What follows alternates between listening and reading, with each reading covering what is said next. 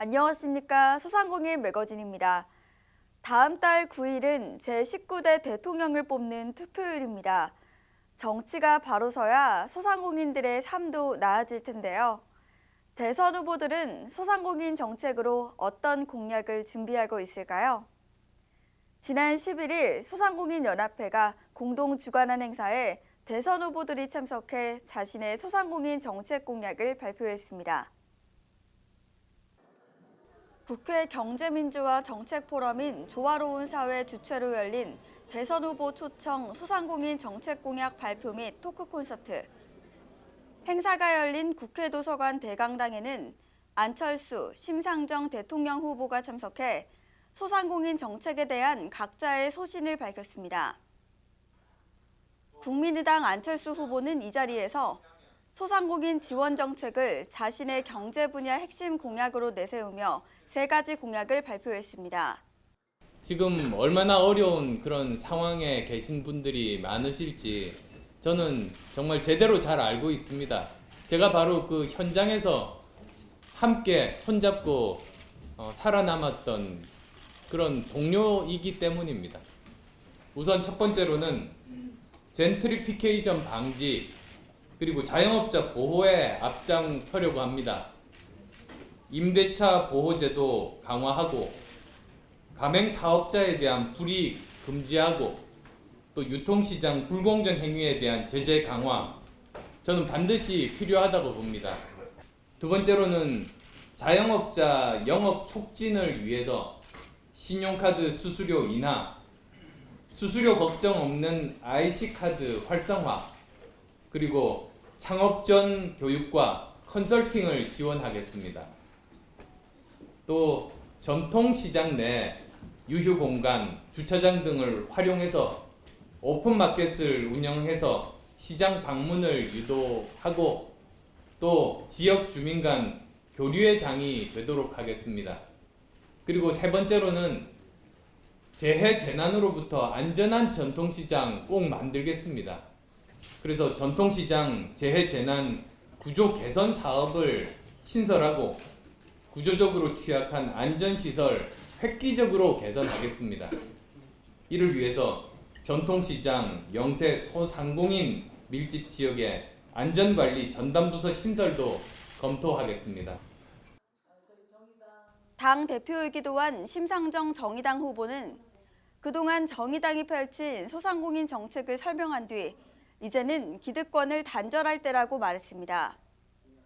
대형마트 규제 법안 대한민국에서 최초로 제가 냈습니다. 물론 그때 이 법안은 안 났지만 제가 낸 걸 기점으로 해서 수없는 많은 대형마트 규제 법안이 그때부터 나오기 시작한 겁니다. 카드 수수료 인하 17대 국회 때 저희 법안 냈습니다. 법안은 못 고쳤지만 정부 지침을 다 고쳤습니다. 저희가.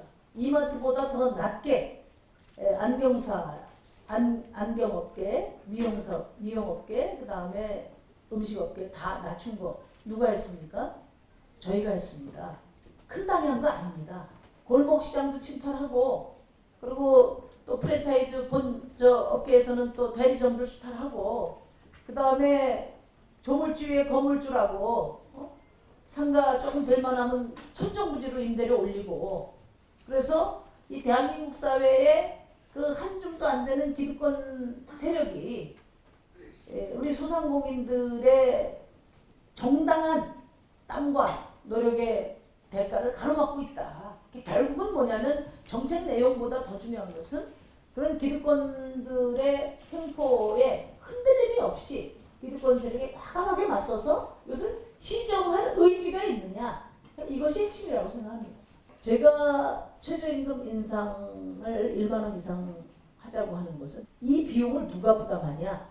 제가 이 1만 원 최저임금 인상의 부담자는 1% 우리 상위 소득자를 대기업, 원청, 프랜차이즈 본점이 사회적 책임을 다하는 방식으로 하겠다. 그리고 이 자리에 참석 못한 더불어민주당 문재인 후보는 윤호중 선거대책위원회 정책본부장을 통해 자신의 소상공인 정책 공약을 대신 전했습니다. 더불어민주당을 지금까지 지켜보셨던 것처럼 소상공인 여러분들의 이 권익 또 소상공인 여러분들의 생계를 지키기 위해서 그동안 끊임없이 노력해 왔다는 말씀을 드립니다. 중소기업청을 중소기업부로 승격해서 중소기업과 소상공인 자영업자에 대한 이 정책 담당 부서를 그 권한을 강화하겠다라고 하는 점은 다른 분들과 같습니다. 저희 당에서는 적합업종 해제 품목에 대한 보호 지원 방안을 마련하고 또 소상공인 자영업자의 생계형 업종에 대한 적합업종 지정을 확대해 나갈 계획이라는 점을 말씀드립니다. 다음으로는 대기업이 운영하는 복합 쇼핑몰 등에 대한 입지 제한과 영업 제한도 꼼꼼하게 챙기겠다 이렇게 말씀드립니다. 복합 쇼핑몰의 입지는 도시계획 단계에서부터 제한하도록 하고 또 복합 쇼핑몰이 소상공인 여러분이 터전까지 침해하지 못하도록 막아내는 그런 제도를 만들겠습니다. 상가임대차 보호법 개정을 통해서 소상공인 여러분들의 임대료 부담 또한 낮춰드리겠다 이런 말씀드립니다. 카드 수수료 더 낮춰서 1%를 목표로 점진적으로 인하해 나가겠다는 말씀드리고요. 범정부 차원의 을지로위원회를 구성하겠습니다. 여러분 우리 당이 을지로위원회를 통해서 정말 이 갑질로부터 자영업하시는 여러분들을 어떻게 지켜왔는가 잘 아실 것입니다. 이것이 정당 차원에서가 아니라 정부 차원의 을지로위원회를 구성해서 소상공인과 자영업자를 위한 정책 집행을 감독하고 또 뒷받침하겠다라는 말씀을 드립니다. 무소속으로 출마해 이날 행사에 참가했던 김종인 후보는 이튿날 불출마 선언을 했는데요. 그는 각 대선 후보들의 소상공인 정책 공약이 과연 실현 가능한지 따져봐야 한다고 강조했습니다.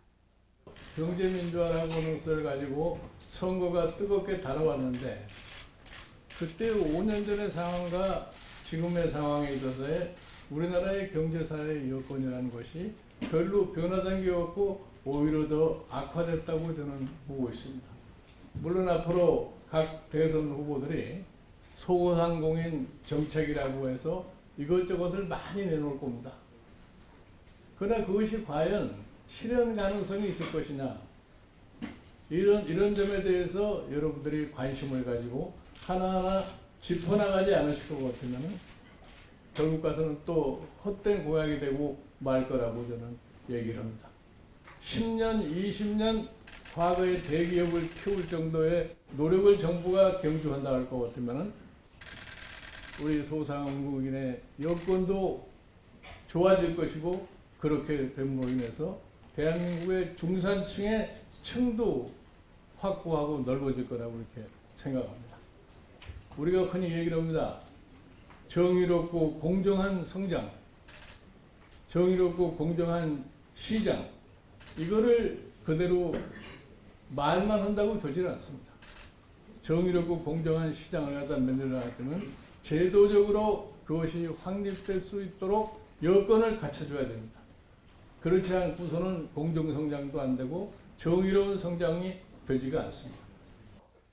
한편 이번 행사를 공동 주관한 소상공인 연합회는 각 후보에게 차기 정부 10대 정책 과제를 전달하고 소상공인에 대한 후보들의 각별한 관심을 당부했습니다. 무엇보다 제일 중요한 것은 정부의 정책이 불공정, 불합리한 부분은 좀 없애야 되는 것이 중요하고요. 대기업들이 더 이상 골목 상권에서 강자의 독과점적인 요소로 소상공인에 더 이상 피해주는 부분들도 막아야 된다고 생각을 하고 있습니다. 소상공인들이 열심히 하면은 잘 살 수 있는 희망을 가질 수 있는 나라. 그렇다면은 차기 정부에서도 소상공인과 함께 어려운 점을 헤쳐나가고 또 대한민국이 발전하는 데 있어서 소상공인들도 그런 면에서 충분히 협력할 의사가 있다고 생각합니다. 소상공인들이 골목상권에서 제대로 잘 살고 성공해야지 그 나라가 경제의 실핏줄이 살아나고 경제가 살아난다고 생각을 합니다.